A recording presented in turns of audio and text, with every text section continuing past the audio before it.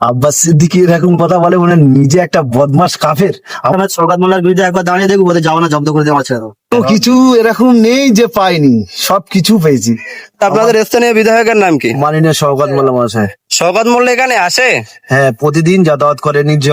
যখনই প্রয়োজন হয় যে স্যার দাঁড়াতে হবে, আমাদের আপদ বিপদের কথা ওনার যদি তুলে ধরা হয়, উনি সঙ্গে সঙ্গে আমাদের হেল্প করে। আচ্ছা, এখানে উন্নয়ন কতটুকু করেছে? প্রচুর উন্নয়ন, মানে চোখের পলকে উন্নয়ন। যেখানে যাবেন উন্নয়ন ওনার। আমরা যেটা চেয়েছি উনি আমাদের সঙ্গে সঙ্গে আমাদের। বিধায়ক সাহেবের উন্নয়নে কতটা খুশি?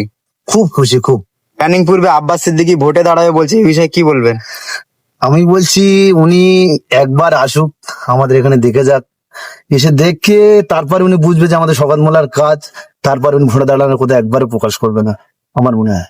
আপনি তো একজন মুসলিম, তো পীরজাদা ভোটে দাঁড়াবে বলছে, পীরজাদাকে ভোট দেবেন না? আরে পীরজাদার মতন কথা বললে পীরজাদার মতন কথা বলা হয়? পীরজাদার মতন নয় তো, উনি রাজনীতি আসছে। রাজনীতি এসে দেখবে আমাদের কাজ নিয়ে কথা, আমাদের কাজ করাবে। আমাদের যে মাননীয় শওকত মোল্লা মহাশয়, তিনি কাজ যা করেছে দেখবে, দেখে তারপর উনি দাঁড়ানোর কথাটা আগে চেষ্টা পরে ভাববেন। তোহা সিদ্দিকী বলছে শওকত মোল্লা সিকিউরিটি ছাড়া বাড়ি ফিরতে পারবেন, এই বিষয়ে কি বলবেন? ভুল বলছেন উনি। উনি আসে, উনি তো ওখানেই বসে থাকে। উনি কি জানেন আর এখানে বিষয়? ভাওতাবাজ একটা। আচ্ছা, আব্বাস সিদ্দিকী বলছে আমার মুখের দিকে তাকাও, ছোটখাটো গুনাহ মাফ হয়ে যাবে। আব্বাস সিদ্দিকী এরকম কথা বলে মনে হয় নিজে একটা বদমাস কাফের, আমার মনে হয়।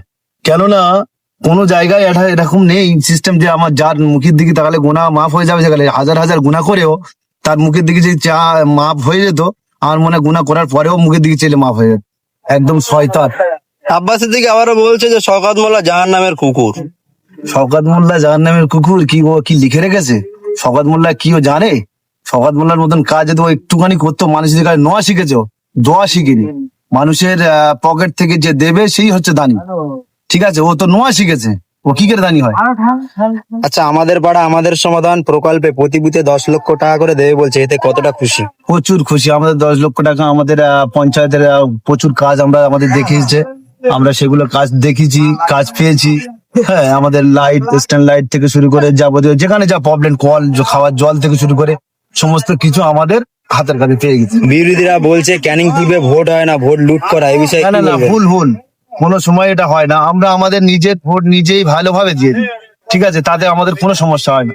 আমাদের উন্নয়ন নিয়ে আমাদের যখনই শওকত মোল্লা এসে বলে যে তোমাদের কোনো প্রবলেম আছে বলে দাও আমাকে, আমাদের কুইক আমাদের বলে দেওয়া হয়, আমাদের কাজ আমাদের সব হয়ে যায়। আচ্ছা, হিন্দু মুসলমান একসঙ্গে বসবাস করতে কোনো সমস্যা না হয় না না তো? না স্যার, এটা একদম ভুল। মানে আমাদের হিন্দু মুসলিম পাশাপাশি বসে চায়ের দোকান থেকে আড্ডা দেওয়া থেকে শুরু করে সমস্ত আনন্দ উপভোগ করাটাই আমাদের হিন্দু মুসলিম। কৃষক বন্ধু পাও? কৃষক বন্ধু, হ্যাঁ স্যার, পাই। আপনি তখন তো বলছেন আমি সব পাই সব পাই, তাহলে পাননি কোন জিনিস? কোনো কিছু এরকম নেই যে পাইনি, সবকিছু পেয়েছি। আমাদের মমতা বন্দ্যোপাধ্যায় যে যতটুকু প্রকল্প আমাদের আমাদের জনগণের মধ্যে বলে করে সবকিছু আমরা পাই। আচ্ছা, আপনার নাম? আলম মিস্ত্রি, বাড়ি? বাড়ি মহিষাড়া, পশ্চিম পাড়ার মোড়। একেবারে 26-এ বিধানসভা ভোট, আপনি মুখ্যমন্ত্রী হিসেবে কাকে দেখতে চাইছেন? আমাদের মাননীয় মমতা ব্যানার্জি, ঠিক আছে, আমাদের বিধায়ক শওকত মোল্লা, তিনি আমাদের জন্য যা উন্নয়ন করেছে তা আমাদের মনে হয় রাস্তাঘাট, জল, পানি, সমস্ত বিদ্যুৎ থেকে আমাদের ক্যানিং 2 নম্বর ব্লকে কাউকে কোনো কষ্ট নেই, ঠিক আছে?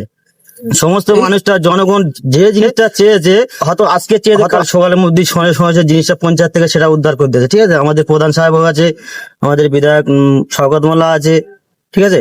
ওনার যে কোনো যা পাওয়া যাওয়া থেকে রাস্তাঘাট, এই আমাদের একটা এখানে বড় একটা খাল আছে, ঠিক আছে? জনগণ প্রচুর, প্রায় অন্তত 1000 লোক যাওয়া আসা করে, সেইটার জন্য মানুষ যাওয়া আসার জন্য সময় একটা ব্রিজ করে দিয়েছে। কোনো কষ্ট আমাদের নেই। ওই মানুষটা যাওয়ার সাথে সাথে যে কোনো মানুষের রাস্তায় যদি বিপদে পড়ে, সময় তাকে দাঁড়িয়ে তাদের সাথে কথা বলে তার যে কোনো কাজ উদ্ধার করে দিয়ে চলে যায়।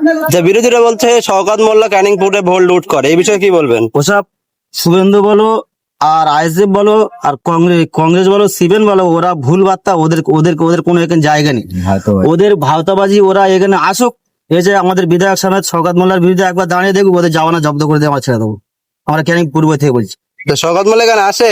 হ্যাঁ, শওকত মোল্লা সেকেন্ডে যে কোনো মুহূর্তে ডাকা ছাড়া, বাচ্চা থেকে ছোট থেকে সমস্ত বাচ্চা কাচ্চা যে ডাকে সমস্যায় দাঁড়িয়ে যায়। ওনার যে কোনো সমাধান অসুবিধা হলে তাকে সেই কাজ সমর্থন করে দিয়ে তারপর যায়।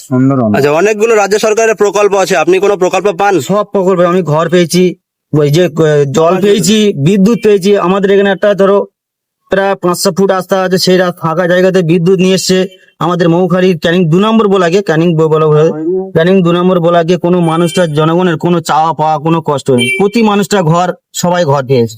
তোমার নিজের ভোটটা নিজে দিতে পারো নাকি চাপ্পা দিয়ে দেয়?